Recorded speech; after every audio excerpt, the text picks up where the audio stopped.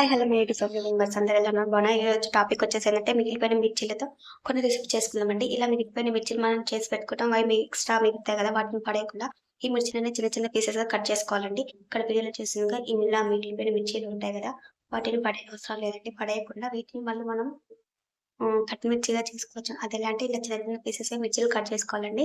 ఇలా పొడవుగా ఉంటాయి. వాటిని ఇలా మరి చిన్న కాదు, మరి పెద్ద కాదు, మీడియం సైజ్‌లో ఇలా చేసిన విధంగా ఇలా కట్ చేసుకోవాలండి.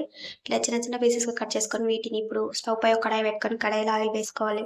ఆయిల్ వేడయ్యాక ఈ కట్ మిర్చీలను వేసుకొని ఒక 10 మినిట్స్ వేయించాలండి. చూస్తున్నారు కదా ఇక్కడ వీడియోలో చూసినాక ఇలా స్టవ్ పైన కడాయి పెట్టి ఇలా ఆయిల్ వేడాక ఈ ఆయిల్‌లోకి ఇప్పుడు మనం కట్ చేసి పెట్టుకున్న కట్ మిర్చి వేసి వేయించుకోవాలి. ఒక 10 మినిట్స్ వేయించుకున్నాక ఇలా గోల్డెన్ కలర్‌లోకి వచ్చేసాక తీసి సర్వ్ చేసుకోవాలి.